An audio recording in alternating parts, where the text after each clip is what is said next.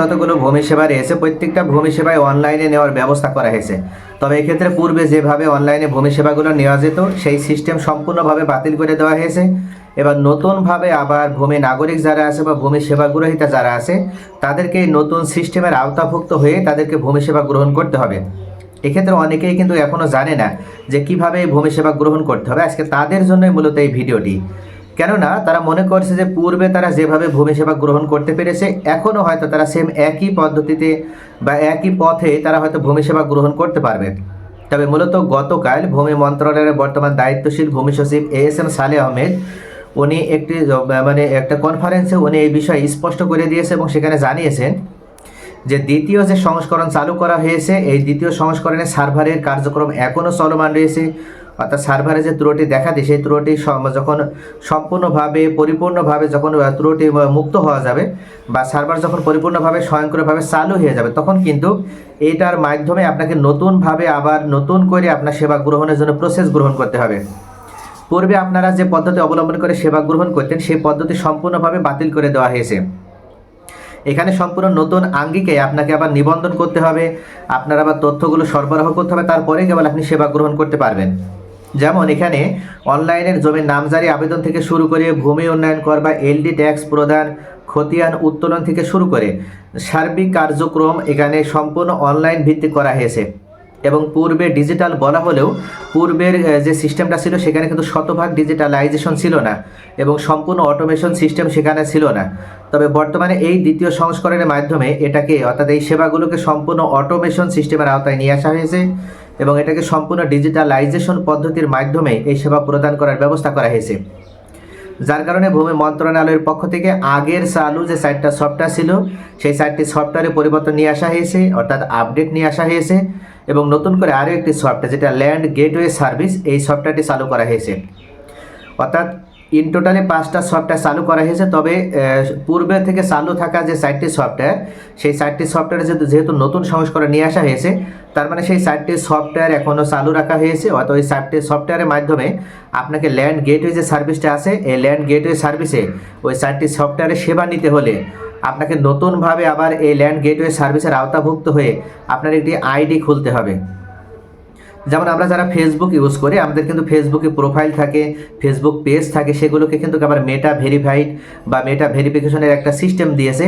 Same একইভাবে এই land gateway সার্ভিসের আওতাভুক্ত হয়ে আপনার ভোটার আইডি কার্ড থেকে শুরু করে আপনার মোবাইল নাম্বার সহ সর্বপ্রথম আপনাকে একটা আপনার নিবন্ধন করা লাগবে, যেটা আপনার কিন্তু একটা জাতীয় পরিচয়পত্র হিসেবে বা আপনার একটা নাম হিসেবে আপনি সেখানে যে নাম ইউজ করবেন আপনার আইডি কার্ডের সাথে মিল রেখে আপনাকে সেম একই ওয়েতে আপনাকে কিন্তু আইডি ভেরিফাইড করতে হবে।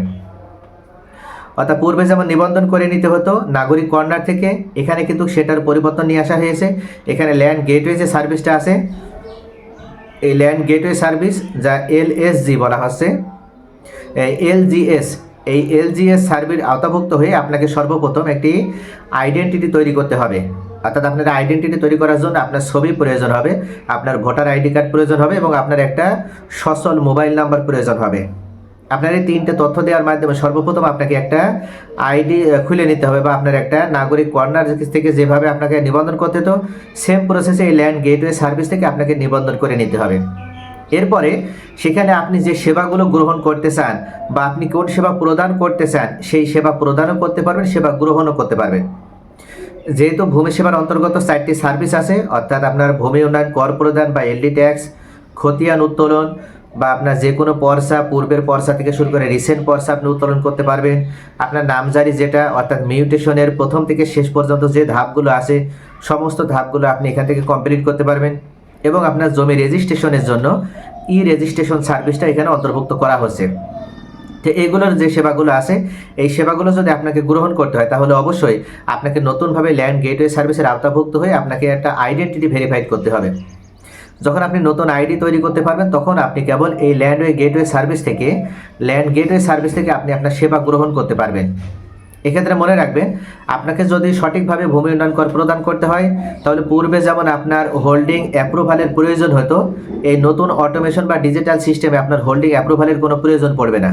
আপনি অটোমেটিকভাবে আপনার যখন আইডি একটা তৈরি হবে এখানে আপনার আইডিতে আপনি যে খতিয়ানের আপনি খাজনা দিতে চান বা আপনি যে খতিয়ানের আপনার ভূমি উন্নয়ন কর প্রদান করতে চান সেই খতিয়ান আপনি অটোমেটিকভাবে সেখানে স্ক্যান করে আপনি দিবেন বা ছবি উঠে দেবেন এবং ডিজিটালাইজেশন পদ্ধতির মাধ্যমে আপনার যে ল্যান্ড গেটওয়ে সার্ভিস আছে এটার মাধ্যমে অর্থাৎ এই সফটওয়্যারের মাধ্যমে সেটা আপনার অটোমেশনভাবে বা অটোমেটিক্যালি আপনার সেটা অ্যাপ্রুভ হয়ে যাবে।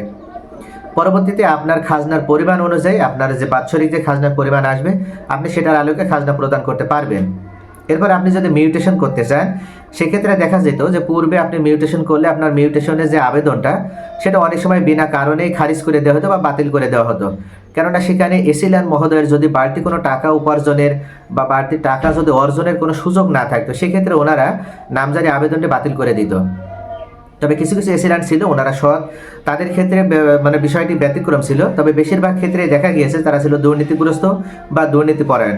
তবে এখনকার যে সিস্টেমটা এসেছে যে ল্যান্ড গেটওয়ে সার্ভিস, এটার মাধ্যমে আপনাকে কোনোভাবে আপনার কোনো নামজারি আবেদন বাতিল হবে না, আপনার নামজারি আবেদন খারিজ করবে না। তবে আপনার যদি কোথাও কোনো অসুবিধা থাকে, কোনো যদি আপনার তথ্যগত দিক থেকে মানে ঘাটতি থাকে, তাহলে আপনাকে পরিপূর্ণভাবে আপনার সেই তথ্যটা আবার ডিটেলস আকারে সেখানে ইনক্লুড করতে হবে, আপনাকে সাবমিট করতে হবে। ল্যান্ড গেটওয়ে যে সার্ভিসটি এখানে যদি আপনার নিবন্ধন করা থাকে তখনই কিন্তু আপনার আইডি ভেরিফাইড যখন হয়ে যাবে তখন আপনি মিউটেশনের জন্য আবেদন করতে পারবেন এবং আপনার মিউটেশনের জন্য যে প্রসেসগুলো আছে সেই প্রসেস মেনটেন করতে পারলেই আপনি প্রথম থেকে শেষ ধাপ পর্যন্ত সমস্ত বিষয়গুলো যদি আপনি পরিপূর্ণভাবে করতে পারেন সেক্ষেত্রে কোনো এসিল্যান্ড মহোদয় আপনার নামজারি আবেদন আর বাতিল করবে না। এমনকি আপনার এখানে তৃতীয় কোনো ব্যক্তির দ্বারাও আপনার নামজারির জন্য প্রসেস গ্রহণ করা লাগবে না, আপনি নিজে থেকেই আপনার নামজারির জন্য আবেদন করতে পারবেন এবং এই ক্ষেত্রে সরকার নির্ধারিত যে ফি সেই সরকার নির্ধারিত ফি এর ভিতরে থেকে আপনি আপনার নামজারি সম্পন্ন করে নিতে পারবেন। এছাড়া আরও অন্যান্য যে সেবাগুলো আছে যেমন খতিয়ান উত্তোলন থেকে শুরু করে আপনার নকশা বা ম্যাপ উত্তোলন, এই কার্যক্রমগুলোও কিন্তু আপনি এই ল্যান্ড গেটওয়ে সার্ভিসের মাধ্যমে আপনি এখন করতে পারবেন। এটার জন্য আলাদাভাবে আপনি এককভাবে কোনো সফটওয়্যার থেকে এটা করতে পারবেন না বা আপনার ভূমি অফিসেও যাওয়া লাগবে না, আপনি নিজের একটি মোবাইল ফোন থেকে আপনি এটার জন্য আবেদন করতে পারবেন এবং এর জন্য সরকার নির্ধারিত যে ফি আছে সেই ফি আপনি অনলাইন যে ই ব্যাঙ্কিংগুলো আছে, বিকাশ আছে, রকেট আছে, নগদ আছে, এগুলো তারা আপনি দিতে পারবেন, টাকাটা পেমেন্ট করতে পারবেন। এরপরে কিন্তু আপনি আপনার যে খতিয়ান বা এবং আপনার নকশা বা ম্যাপ সেই ম্যাপগুলো আপনি উত্তোলন করতে পারবেন। তাহলে ভূমি সংক্রান্ত সকল জটিলতা দূর করার জন্য এবং ভূমি নাগরিকদেরকে সকল প্রকার হয়রানি মুক্ত রাখার জন্য এবং তাদের সেবাটাকে সম্পূর্ণভাবে স্বচ্ছতা জবাবদিহিতার মাধ্যমে প্রদান করার নিমিত্তেই এই বাংলাদেশ সরকারের পক্ষ থেকে এই ল্যান্ড গেটওয়ে সার্ভিসটা চালু করা হয়েছে। অর্থাৎ এটাকে বলছে এলজিএস সার্ভিস। এই এলজিএস সার্ভিসের আওতাভুক্ত হয়ে অন্যান্য যে সফটওয়্যারগুলো আছে বা অন্যান্য যে সেবাগুলো আছে এখন সেই সেবাগুলো প্রদান হবে, যার কারণে প্রথম সংস্করণের মাধ্যমে পূর্বে সকল সেবা চিরদিনের জন্য বন্ধ করে দেওয়া হয়েছে। অর্থাৎ অন্যান্য যে সেবাগুলো ছিল এই ভূমি উন্নয়ন কর থেকে শুরু করে নামজারি থেকে শুরু করে কোনো সেবাই এখন থেকে আর অনলাইনে মাধ্যমে পাওয়া যাবে না বা ভূমি অফিসেও সরাসরি যোগাযোগ করে আর পাওয়া যাবে না, অর্থাৎ ওই সেবাগুলো চিরদিনের জন্য বন্ধ করে দেওয়া হয়েছে। দ্বিতীয় সংস্করণের মাধ্যমে নতুনভাবে নতুন আঙ্গিকে আপনাকে এই ল্যান্ড গেটওয়ে সার্ভিস বা এলজিএস এটার আওতাভুক্ত হয়ে আপনার আইডি ভেরিফাইড করে নতুনভাবে আপনি যখন নিবন্ধনটি করবেন তখনই কেবল আপনি এই সেবাগুলো নতুনভাবে আপনার পেজ থেকে অটোমেটিকভাবে আপনি কিন্তু আপনার এই যে নিবন্ধনকৃত যে আইডি সেই আইডি থেকে আপনি করতে পারবেন।